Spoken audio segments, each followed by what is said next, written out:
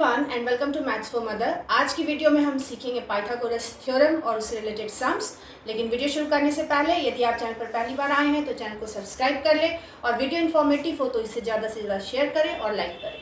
तो शुरू करते हैं पाइथागोरस थ्योरम, और इसे फॉर्मूला भी बोलते हैं।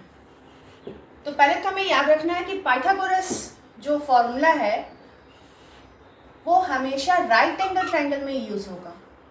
पाइथागोरस थ्योरम और Pythagoras formula is always used in a right angle triangle, और किसी दूसरे ट्रायंगल में इसे कंसीडर नहीं कर सकते, राइट एंगल ट्रायंगल होना चाहिए।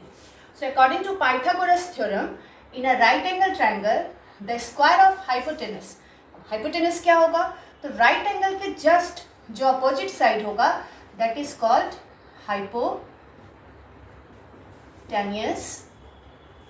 और इसे हम डिनोट करते हैं एच से।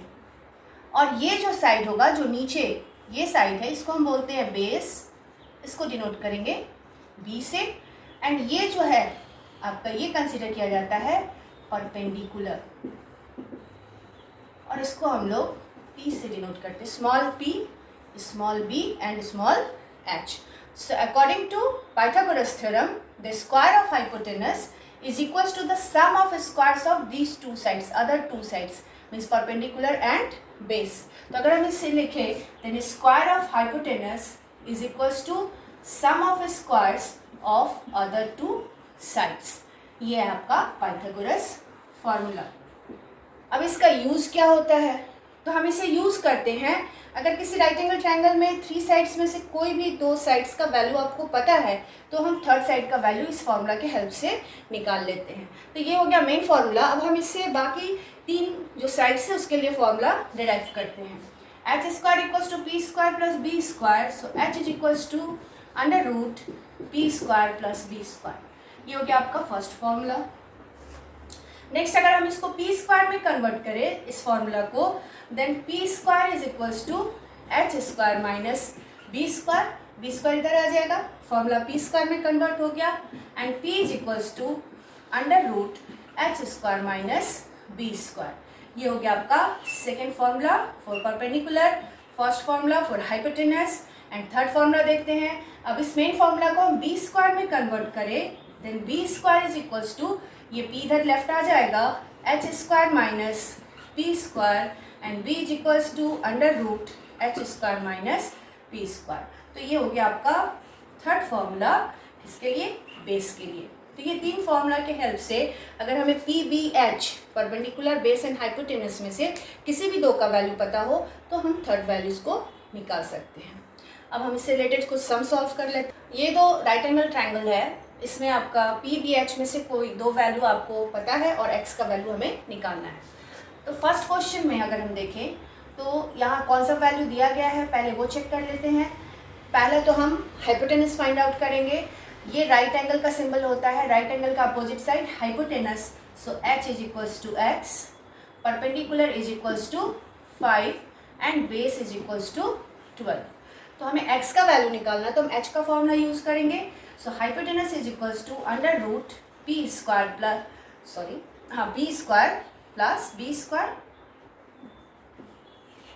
P 5 whole square plus 12 whole square and 25 plus 144, और इसका सम हो जाएगा 169, एंड 169 किसका स्क्वायर होता है 13, सो 13।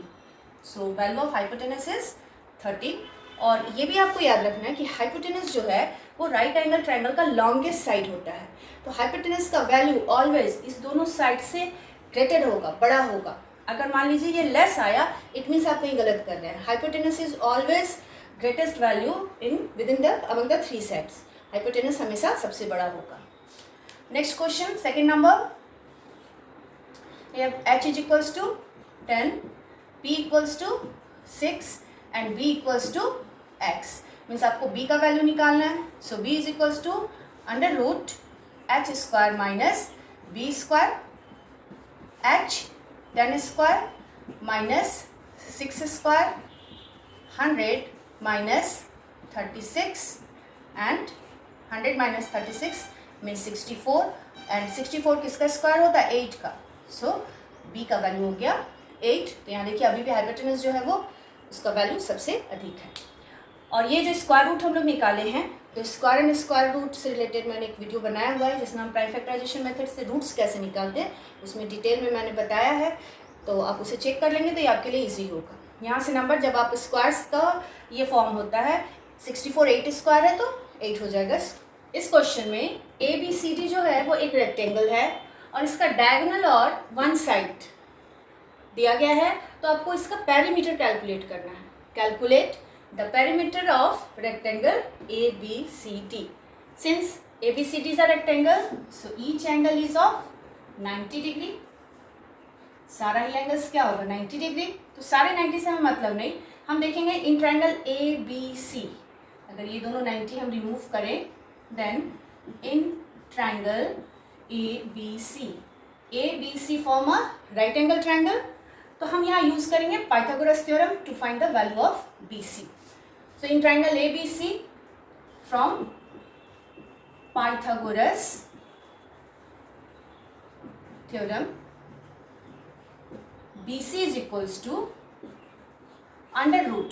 अब इस ट्रायंगल में BC क्या है तो राइट एंगल का अपोजिट साइड हाइपोटेनस. ये हो गया बेस तो ये क्या हो गया perpendicular. So perpendicular is equals to square of hypotenuse under root square of hypotenuse minus square of base. Formula हम लोगों ने पढ़ा है उसको एक बार लिख ले. अगर हम तो P is equals to under root H square minus B square. So BC is equals to under root H means AC square minus AB square. Value of AC is 25 minus 20 square. 625 minus 400 and 225 and 225 जो है वो आपको 15 का square होता है. So 15 centimetre BC आ गया 15 centimetre. अब next आपको क्या निकालना है perimeter. So perimeter of rectangle ABCD is equals to 2 into length plus breadth AB plus BC.